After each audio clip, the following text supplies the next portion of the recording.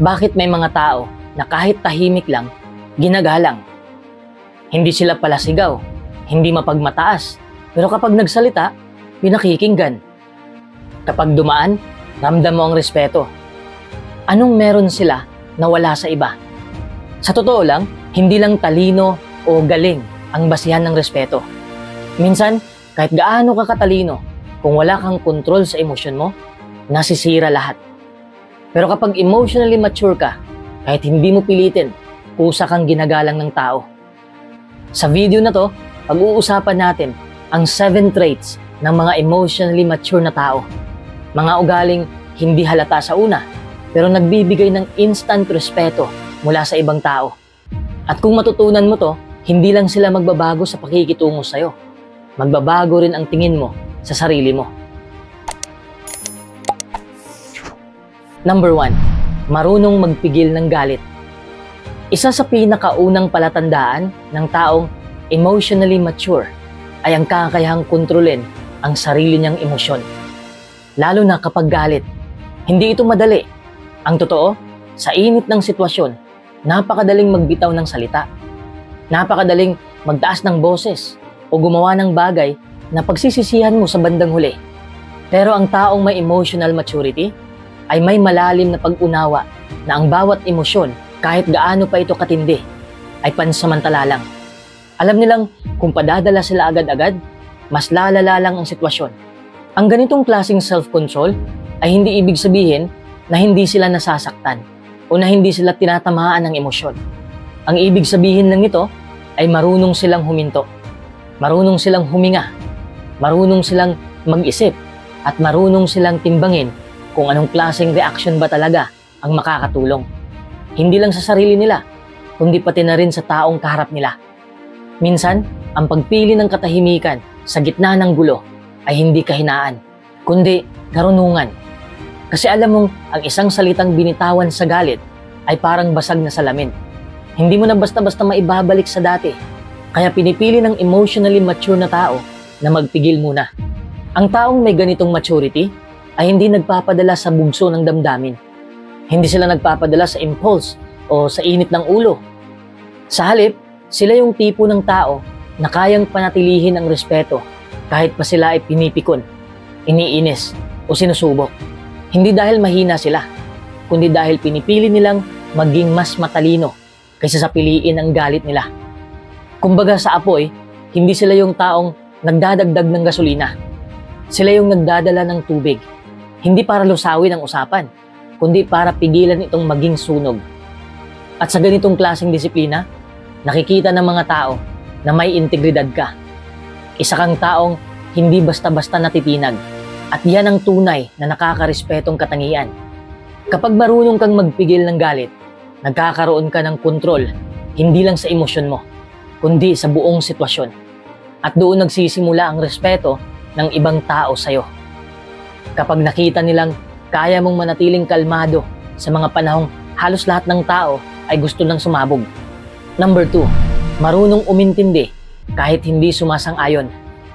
Isa sa pinakamahirap pero pinakamakapangyarihang katangian ng isang emotionally mature na tao ay ang kakayahang umintindi sa damdamin o pananaw ng iba kahit hindi sila sang-ayon. Kasi aminin natin, karamihan sa atin, kapag may narinig tayong opinyon na kabaligtaran ng paniniwala natin, ang unang reaksyon ay defensive tayo. Parang kailangan nating ipaglaban agad ang panig natin. Parang kailangang patunayan na tama tayo at mali sila. Pero ang emotionally mature na tao, hindi ganun ang approach. Hindi siya nakikipagdiskusyon para manalo. Nakikinig siya para maintindihan. Hindi niya agad hinuhusgahan ang taong may ibang pananaw, kahit pataliwas ito sa pinaniniwalaan niya. Dahil alam niya na bawat tao may kanya-kanyang pinanggalingan, may sariling kwento, karanasan, at dahilan kung bakit ganun ang paniniwala nila. Ang empathy kasi ay hindi lang basta nararamdaman. Ito ay aktibong pinapractice. Ibig sabihin, pinipili mong ilagay ang sarili mo sa posisyon ng iba kahit hindi ka komportable, kahit hindi mo agad maunawaan. At ang ganitong klaseng pag-unawa ay isang uri ng pagmamahal. Hindi romantikong pagmamahal, kundi pagmamahal sa kapwa-tao. Hindi ibig sabihin na pag nakinig ka, sumasang-ayon ka na. Hindi rin ibig sabihin na pinapabayaan mo lang ang mali. Ang totoo, ang pakikinig at pag-unawa, kahit hindi ka sang-ayon, ay senyales ng tunay na respeto. Hindi lang sa ibang tao, kundi sa sarili mo rin. Kasi hindi mo kailangang ipilit ang punto mo para lang mapatunayang tama ka. Hindi mo kailangan patunayan ang sarili mo sa bawat usapan. Minsan, ang pagiging tahimik at marunong makinig ay mas malakas pa kaysa sa pagiging palaban. Hindi lahat ng laban kailangang salihan. At hindi lahat ng usapan kailangang dominahin. Ang taong emotionally mature ay alam kung kailan magsalita at kung kailan tumahimik para pakinggan ang iba. Ang ganitong klaseng maturity ay bihira. Kadalasan, sa init ng argumento o sa gitna ng emosyon, nakakalimutan natin na hindi natin kailangang manalo. Minsan, ang mas mahalaga ay marinig lang natin ang isa't isa dahil doon nagsisimula ang tunay na koneksyon. Kapag marunong kang umintindi kahit hindi ka sang-ayon, hindi lang kaalaman ang pinapakita mo. Pinapakita mo na mataas ang emotional intelligence mo, na hindi makitid ang isip mo, na kaya mong yakapin ang pagkakaiba. At dahil doon, mas nagiging madali para sa ibang tao na igalang ka, nakausapin ka, at pagkatiwalaan ka. At sa dulo ng araw, hindi na mahalaga kung nanalo ka sa argumento. Ang mas mahalaga ay kung paano mo pinairal ang respeto, integridad, at malasakit, dahil yun ang tunay na batayan ng maturity. Number 3, hindi nagpapadala sa drama. Isa sa pinaka-kapansin-pansing katangian ng emotionally mature na tao ay ang kakayahang manatiling kalmado sa gitna ng ingay, sa gitna ng gulo at drama ng ibang tao. Hindi nila kailangan makisali sa bawat issue, sa bawat chismis o away na naririnig nila. Bakit? Dahil alam nila kung saan dapat ilaan ang kanilang atensyon at enerhiya. Ang taong may emotional maturity ay hindi reactive. Ibig sabihin, hindi sila madaling dalhin ng emosyon. Kapag may nagsimula ng ingay o gulo sa paligid, hindi sila agad nagpapadala. Hindi sila sumasakay sa emosyon ng iba para lang may masabi o para lang mapansin. Mas pinipili nilang maging tahimik kaysa makisawsaw sa usapang walang direksyon. Hindi ito dahil wala silang pakialam, kundi dahil nauunawaan nila na ang bawat reaksyon ay may kaakibat na epekto sa relasyon, sa sarili, at sa kapayapaan ng isip. Kaya bago pa man sila magkomento o mag-react, sinusuri muna nila. Makakatulong ba to? Makakabuti ba sa atin o sa iba? Kung hindi, pinipili nilang manahimik. Alam nila na ang drama ay kadalasang produkto ng ego, insecurity, at emotional immaturity. At dahil sila mismo ay may sapat na awareness sa sarili, naiintindihan nila kung gaano ito kaubos ng energy, ng oras, at ng peace of mind. Kaya pinipili nilang umiwas. Hindi dahil mahina sila o takot sila sa konfrontasyon, kundi dahil marunong silang pumili ng laban. Hindi lahat ng bagay ay dapat patulan. Hindi lahat ng issue ay dapat saluhan. At hindi lahat ng opinyon ng ibang tao ay kailangang pansinin. May malalim silang prinsipyo na nagsasabing, hindi ko kontrolado ang iniisip o sinasabi ng iba, pero kontrolado ko kung paano ako magre-react. Kaya kahit pa sila ay bastusin o pukawin ng iba, mas pinipili nilang manatiling mahinahon dahil alam nilang ang tunay na lakas ay hindi laging maingay. Minsan, mas makapangyarihan ang pananahimik kaysa sa pagsagot. Mas may dignity ang paglayo kaysa sa pakikipagtalo. At mas may respeto ang taong kayang i-maintain ang composure kahit sa sitwasyong magulo, emotional o puno ng tensyon. Ang hindi pagpapadala sa drama ay hindi kawalan ng pakialam, kundi tanda ng malalim na pag-unawa sa sarili at sa kung ano ang tunay na mahalaga. Sa huli, ang kakayahang umiwas sa gulo ay hindi pagtalikod sa katotohanan, kundi pagpili ng kapayapaan. Dahil alam ng emotionally mature na tao, hindi mo kailangang patunayan ang sarili mo sa bawat ingay. Minsan, ang katahimikan mo na lang ang magiging sagot. Number 4, marunong tanggapin ang pagkakamali. Isa sa pinaka-hinahangaang ugali ng isang emotionally mature na tao ay ang pagiging responsable sa sarili niyang pagkakamali. Hindi ito madaling gawin kasi natural sa tao ang magtanggol sa sarili. Natural sa tao ang maghanap ng ibang masisisi o ang magpalusot para lang hindi mapahiya. Pero ang totoo, kapag patuloy mong iniiwasan ang pagtanggap sa iyong mga pagkakamali, nagiging mas mahirap mag-move on at mag-grow. Laging may takot na baka mapahiya o mawala ng kontrol. Pero sa pamamagitan ng pagtanggap sa mga pagkakamali, nakakakita tayo ng pagkakataon upang magbago at mag-improve. Pero ang taong may malalim na emotional na pag-unawa, alam niyang ang pagkakamali ay parte ng pagiging tao. Hindi ito kahinaan, kundi oportunidad para matuto. Ang pagtanggap sa pagkakamali ay isang hakbang patungo sa mas mature na pananaw sa buhay. Isang tanda ito ng self-awareness na nagpapakita na hindi tayo takot mag-take accountability sa ating aksyon. Ang taong marunong tumanggap ng pagkakamali ay hindi natatakot humarap sa katotohanan. Hindi sila nakatali sa pride nila. Hindi sila nakakulong sa sarili nilang insecurities at ego. Kaya mas madali nilang tanggapin na hindi palaging sila ang tama. Hindi sila natatakot mawalan ng respeto. Kasi alam nila na mas ginagalang sila kapag totoo sila. Kahit may sablay. Sa halip na mawalan ng respeto, mas pinapahalagahan ng ibang tao ang honesty at humility. Hindi nila kailangang magmukhang perpekto sa mata ng iba dahil buo ang tiwala nila sa sarili nilang integridad. At ang totoo, nakakahawa ang ganitong ugali. Kapag nakikita ng ibang tao na kaya mong umamin ng pagkukulang ng walang drama, walang depensa at walang pag-iwas, nagiging model ka para sa kanila kung paano maging totoo sa sarili at sa iba. Mas napapalakas ang relasyon kapag bukas at tapat tayo sa isa't isa. Minsan nagiging bukas din silang gawin ang parehong bagay. Nagkakaroon ng mas malalim na respeto, mas mahina na komunikasyon, at mas tapat na relasyon. Hindi lang sa ibang tao ito mahalaga, kundi sa sarili mo rin. Kasi kapag tinatanggap mo ang pagkakamali mo, mas madali mong maitama, mas mabilis kang umaabante, at mas gumagaan ang loob mo. Tinutulungan ka nitong mag-grow at maging mas resilient. Hindi ito tungkol sa pagiging mahina. Sa kabaligtaran, ito ay tanda ng lakas. Lakas na harapin ang katotohanan. Lakas na aminin na hindi ka palaging tama. Ang lakas na magpatawad sa sarili at magpatuloy kahit natumba. Lakas na piliing matuto sa halip na magmatigas. Mas madaling magbago kapag may kakayahan tayong tanggapin na may mga bagay tayong kailangang ayusin sa ating sarili.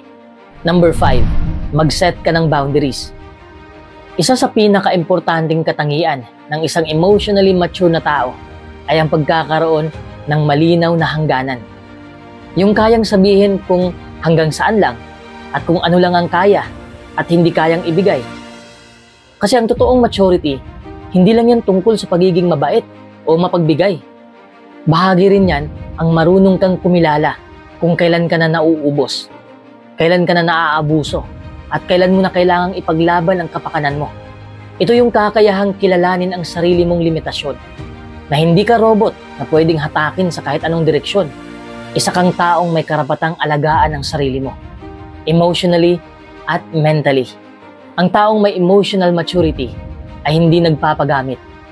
Hindi sila palaging oo lang ng oo para lang maiwasan ang gulo o para magustuhan ng iba.